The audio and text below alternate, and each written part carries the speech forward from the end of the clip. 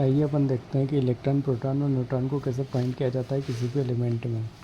तो सबसे पहले अपन देखेंगे यहाँ पर हाइड्रोजन लिखा हुआ है। हाइड्रोजन का जो एटॉमिक नंबर होता है यानी कि परमाणु क्रमांक जो होता है वो 1 होता है और परमाणु भार यानी कि एटॉमिक मास कितना होता है, 1 ही होता है। ठीक है, तो अगर अपन इसमें इलेक्ट्रॉन ज्ञात करना चाहेंगे तो ये तो क्या हो गया इसका एटॉमिक नंबर यानी कि परमाणु क्रमांक, और ये जो ऊपर लिखा हुआ है इसको बोलेंगे एटॉमिक मास। ठीक है, अब यहाँ क्या होगा, जो एटॉमिक नंबर होता है वही इलेक्ट्रॉन और प्रोटॉन होता है। तो इसका एटॉमिक नंबर कितना है, 1। तो इसका इलेक्ट्रॉन प्रोटॉन क्या हो जाएंगे, 1 में 1 हो जाएंगे। और न्यूट्रॉन अगर अपन फाइंड करना चाहेंगे तो इसका एटॉमिक मास में से अपन एटॉमिक नंबर माइनस करेंगे तो अपना न्यूट्रॉन आ जाएगा, तो एक में से एक जाएगा तो 0 बचेगा। सेकेंड एग्जाम्पल अपन देखते हैं सोडियम। सोडियम का एटॉमिक नंबर कितना होता है, 11 होता है और एटॉमिक मास इसका 23 होता है। अगर इसका इलेक्ट्रॉन प्रोटॉन में बताऊँ तो जो एटॉमिक नंबर है यानी कि जो 11 है वही इसका इलेक्ट्रॉन और प्रोटॉन रहेगा। न्यूट्रॉन अगर मेरे को फाइंड करना है तो 23 में से 11 घटाना पड़ेगा, माइनस करना पड़ेगा, मतलब एटॉमिक मास में से एटॉमिक नंबर माइनस करना पड़ेगा, तो कितना आएगा, 12। 23 में से 11 जाएंगे तो 12।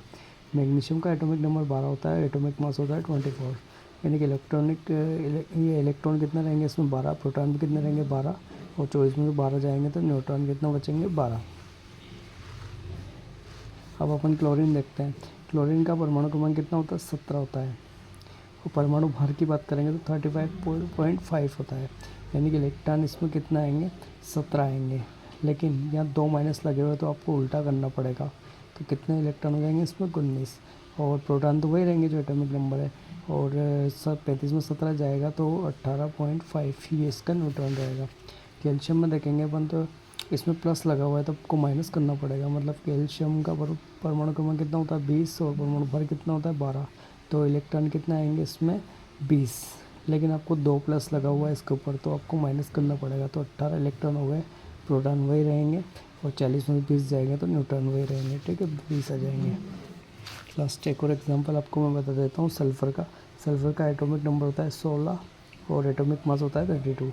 और इसमें क्या है, इसमें 2 ऋण चार्ज लगे हुए हैं, मतलब 2 - 4 के जो है, तो अपने को क्या करना पड़ेगा, इसमें माइनस है तो अपन को प्लस करना पड़ेगा, मतलब 16 + 2 18। और जो इसका एटॉमिक नंबर है वो इसका प्रोटॉन रहेगा, और जो एटॉमिक मास में एटॉमिक नंबर माइनस कर दो यानी कि 32 16 घटाओगे तो कितना बचेगा, 16। ये से फाइंड करते हैं अपन इलेक्ट्रॉन, प्रोटॉन और न्यूट्रॉन।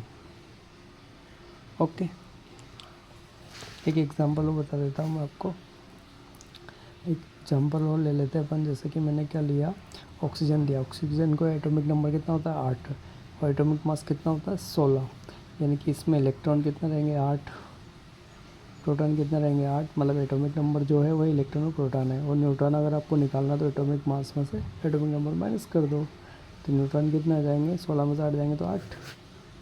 That's very easy.